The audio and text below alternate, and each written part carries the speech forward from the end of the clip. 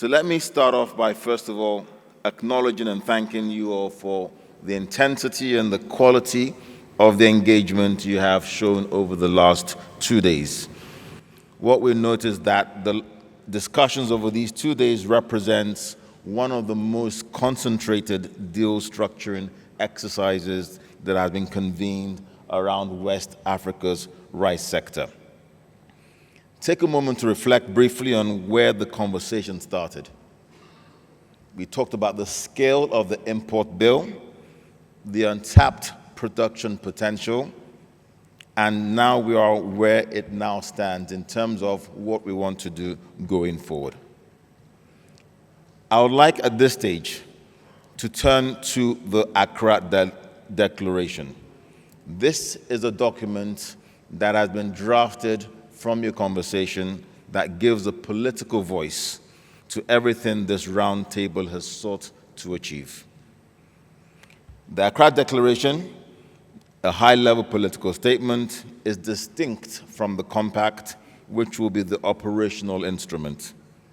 The declaration speaks in a collective voice of the participating governments that are here, partners, and institutions.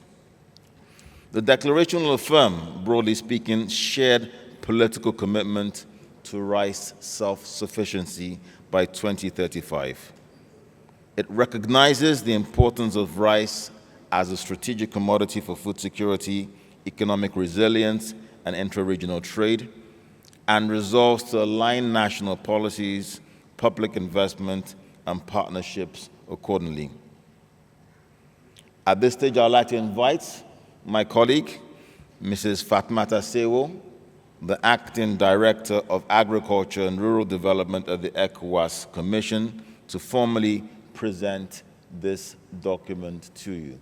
So please encourage her with a round of applause as she comes up to make this presentation of the political statement of these 2 days. Thank you very much. Thank you very much, Director Kola. Good evening, Excellencies, stakeholders, distinguished ladies and gentlemen. The Accra Declaration for Rice 2026. I will graciously take my time to read.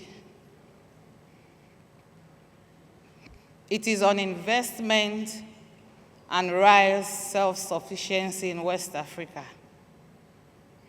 We, the Ministers of Agriculture and Food Security, Economy and Finance, designated ministerial representatives of Benin, Burkina Faso, Cameroon, Chad, Côte d'Ivoire, the Gambia, Ghana, Liberia, Mali, Niger, Nigeria, Senegal, Sierra Leone, and Togo, convened at the West Africa Rice Investment Roundtable, Accra, Ghana, 2nd and 3rd June 2026.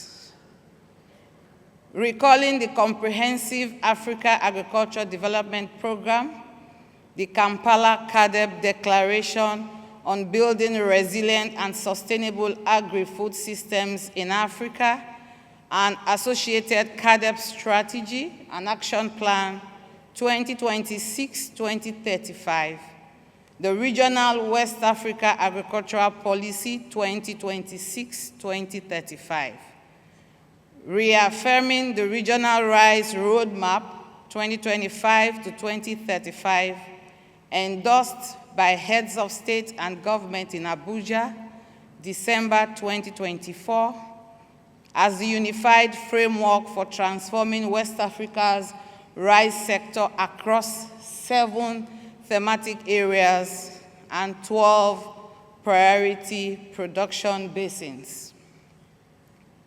Recognizing that rice is West Africa's fastest growing staple, accounting for 40% of cereal consumption, that the region imports 12 million metric tons annually at a cost of $3.5 billion US, and that self-sufficiency stands at only 61%, leaving our people and economies exposed to global food price volatility. Acknowledging that each participating country has developed a national rice investment action plan, validated with investment-ready pipelines aligned with regional rice roadmap, representing a collective commitment of 25.6 to $25.7 billion US over 2026 to 2035. Welcoming the World Bank Group, African Development Bank, IFAD, JICA, FCDO, BMZ, GIZ, AGRA, AFD, Gates Foundation, and all development partners, as well as intergovernmental organizations such as UEMOA, SEALS, whose sustained commitment to West African food security has made this roundtable possible. Noting that West Africa currently mobilizes approximately $1 billion US annually in private capital for its rice sector against an identified requirement of $25.6 billion US by 2035, and that closing this investment gap demands a step change in the quality, scale, and coordination of public, blended, and private financing. Determined to move from planning to implementation, mobilizing the public, private, and blended finance that West Africa's rice sector needs to achieve self-sufficiency by 2035. Hereby declare as follows: affirm a shared vision. We commit to a West African rice sector that is self-sufficient, productive, competitive, and climate resilient by 2035, a sector that advances food security, creates 15 million direct and indirect employment opportunities, accelerates agro-industrial development, and substantially reduces the region's dependence on rice imports.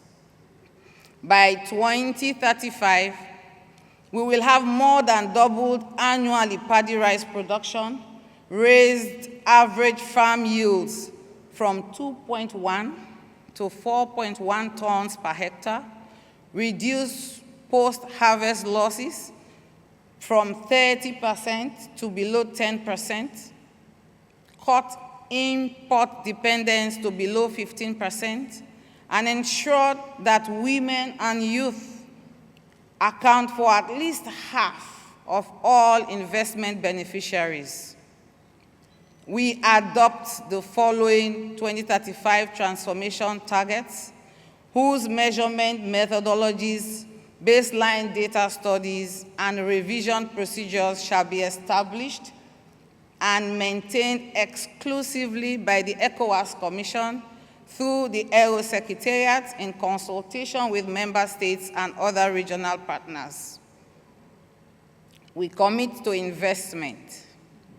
We commit to a collective regional investment envelope of $28 billion US over a period of 10 years from 2026 to 2035. The validated national commitments of 14 countries with completed NRIPs amount to $25.6 billion US, structured across 8 priority areas: climate resilient irrigation and water management, seed systems and productivity, processing and agro-industry, mechanization, aggregation and trade, blended finance and de-risking, digital systems, institutional capacity, country-by-country commitments are set out below. This investment reflects country ownership and national ambition.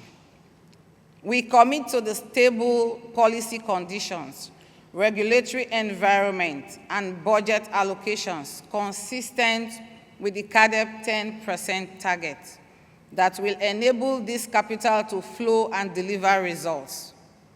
We further recognize that a subset of this investment must address regional public goods that transcend national boundaries, which are shared trade corridors, harmonized quality and seed certification standards, basin-level irrigation coordination, and the regional digital infrastructure, as well as aero coordination platform, without which national investment cannot achieve their full potential.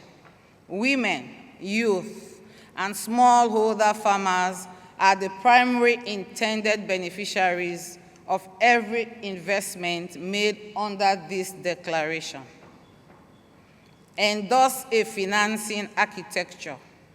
We endorse a 3-layer financing structure for the $28 billion envelope. Public and concessional finance from government budgets, official development assistance grants, development finance institutions, concessional loans, climate facilities, establishes the foundation. Blended and catalytic instruments, guarantees, first loss facilities, and resource-based financing reduce the cost of capital for commercial investors. Private and commercial capital, equity, bank lending, impact funds, and supply chain finance is mobilized on the basis of those conditions.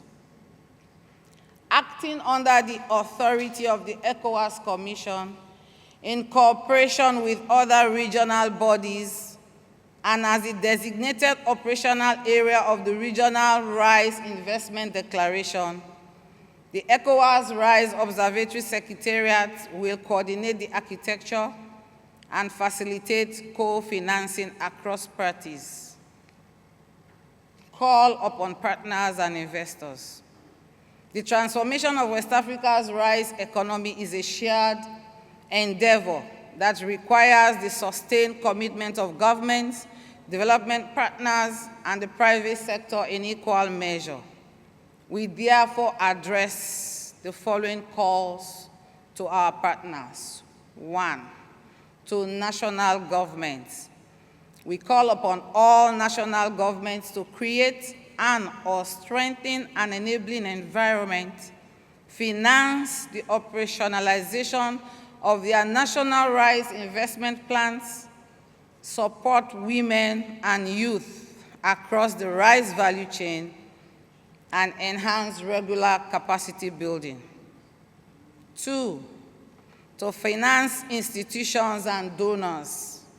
We call upon DFIs, multilateral donors, bilateral development partners to direct at least 40% of new agricultural financing commitments to our 8 priority areas, to develop the guarantee and risk-sharing instruments needed to unlock $15 billion in private investment by 2035, to support project preparation so that national pipelines reach financial close, and to coordinate new financing programs through the Aero Secretariat to ensure coherence and avoid duplication. 3, to the private sector. We call upon private investors, agribusinesses, commercial banks, and impact funds to confirm co-investment commitments for priority projects within 18 months and to progress those commitments to binding agreements through due diligence. We ask that investment structures integrate smallholder farmers, women-led enterprises, and youth-owned businesses as suppliers, distributors, or service providers within value chains. We ask that investors contribute to the regional market infrastructure, aggregation systems, quality standards, logistics corridors, and digital platforms that the sector's long-term commercial viability requires. We ask that all commitments be registered with the Aero Secretariat as the authoritative record of private sector engagement. To all partners, we call upon all partners to align disbursement tracking and results reporting with the Aero monitoring framework and to participate in annual West Africa Rice Investment Forum as the primary platform for accountability and collective learning. Notify the Aero Secretariat of new financing programs targeting the West African rice value chain, providing such information as may be necessary to ensure regional coherence, avoid duplication of effort, and support the effective coordination of investment under this declaration. The Aero Board, as a way of establishing governance and accountability, will provide the primary governance and oversight. It ensures that the commitments made in this declaration translate into actionable, harmonized, and adequately funded programs across participating countries. We mandate the Aero Secretariat as the operational arm of this declaration, tracking commitments, publishing an annual implementation report, and convening necessary coordinating meetings to ensure proper alignment with the goals of this declaration. The Aero national chapters will have the mandate to provide semi-annual reporting. An independent evaluator will assess progress at midterm and at the close of this declaration period. Adopting this declaration, the participating countries and partners have undertaken the preparatory work required by this declaration. The national rice investment action plans have been validated. Investment priorities have been agreed upon. The governance architecture have been established. We agree that a regional rice investment compact shall be developed, consulted upon, and finalized by the third quarter of 2026 to serve as the binding operational instrument through which the commitments made here in Accra are given full legal and institutional effect.